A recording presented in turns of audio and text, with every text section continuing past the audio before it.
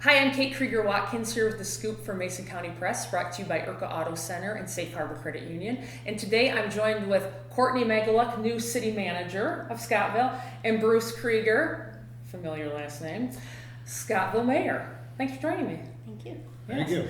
So let's start with you, Courtney. Yeah. You're brand new. I am, about a month and a half on the job. All right. Why don't you give us a little history about your background and what brought you to apply for the job of city manager at Scottville? Sure. So I was born and raised in Shelby, just in Oceana County, and graduated from Shelby High School, did my undergraduate at Michigan State, and then made the leap to Florida. I worked down there and lived down there almost 17 years, but that's where I got my start in local government. So I've been in local government almost 20 years now. Wow. It's kind of my passion and calling. I love it. My background is really working a lot in the planning departments, so doing a lot of work on development review, but and also community engagement, and also really becoming kind of a convener of the process. So really bringing together not only the city staff side, development community, residents, and really trying to work collectively. So that is really kind of what led me into my interest in the administrative management side of things. Sure.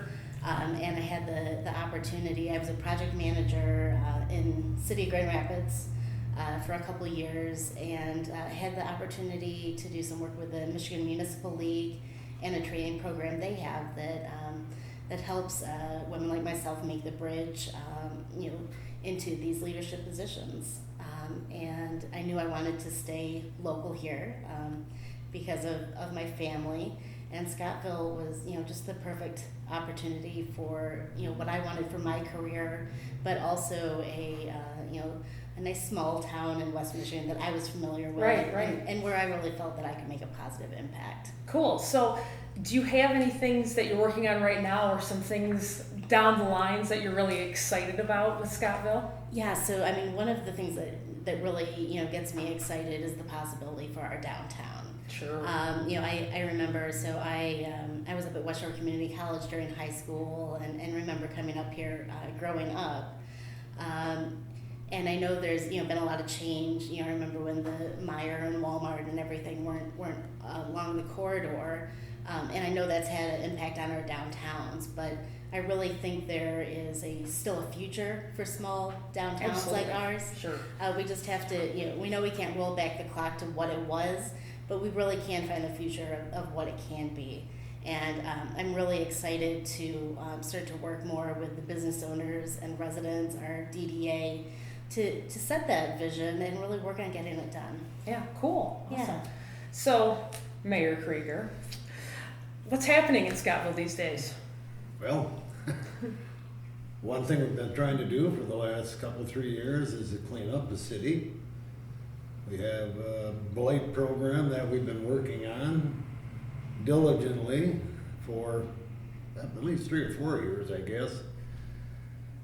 It's been a bit of a struggle, to get people to clean up their yards, clean up their homes. Because my vision when I got back on the city commission was, when someone drove through Scottville, they would make the comment that, gee, what a nice clean city this is, which would kind of perhaps induce them to say, well, maybe I ought to open a business downtown, Sure. or live here or something. So we're still working on that. But like I say, it's been a struggle, but we're getting there slowly.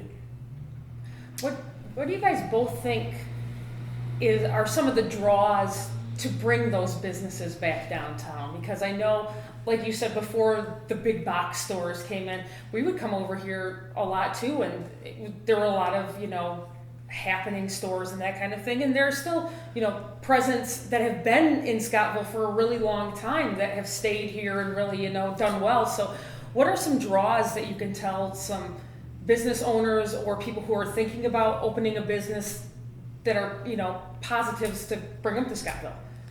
Yeah, so I think we do have some of those real anchor businesses like Holden's and Kohl's Antiques that are a destination for people that come to downtown Scottville to go into those businesses. So I think part of it is, what are the other businesses that, don't necessarily duplicate that, but fit with it. So you get someone that, that comes down to shop for some furniture. We want them to be able to, have lunch across the street at Brenda's, stop in other shops along the way. So, getting people to Scottville, kind of with those big draws, but then having the interesting little things to keep them here, I think will be a big piece of it. Absolutely. Well, one of the I think the demise of our downtown, not only just the box stores, but the bypass didn't help us any. And a lot of the farms in the area used to be, these 80-acre, 100-acre farms. And so those farmers would come into town every week. Well, now we don't have those little farms. Now we have big farms. And we don't have the feed mill downtown anymore. And I think that kind of hurt the city. But the city commission has a positive attitude. We believe that we will succeed. But we don't know how long it's going to take. Right. What else? Let's talk a little bit about the summer. How was the summer for Scottville? And I know that you had your big Main Street event back in June, and that seemed to have a really great turnout. And it just kind of sparks that interest again of what's going on down here. So, how did going into the fall? How has the summer months looked for you guys this year?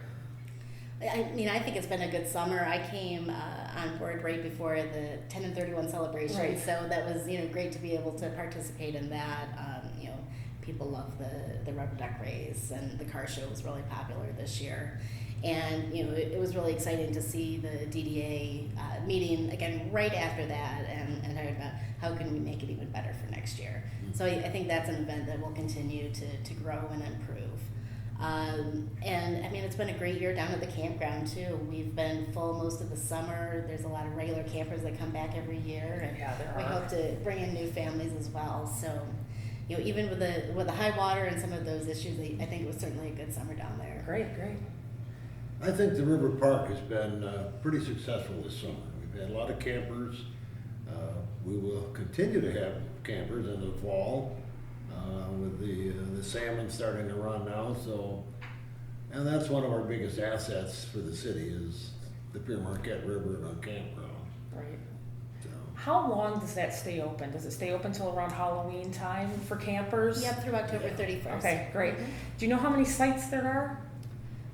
50 some full hookup sites, and then there's the rustic sites as well. So that's a decent amount of people coming into the area, whether they're local or from the general vicinity here, or seeking it out as a destination campground. So it does definitely speak volumes of how nice it is there. And now they have the swimming for the locals on Sundays, which is really awesome because there's kind of been the death of the community pools, I think, at least around here, especially because they're the lake's close enough, you can go. But that is that's a really nice asset to have if you have a family and that kind of thing. And it's only $1. $1. Yeah, so $1, you can go swimming down there, and it's a nice pool. So that is really one of the great things I think that the city has to offer, because it is a really nice park with a lot of river frontage and great campsites and that kind of thing too. Yeah. So that will be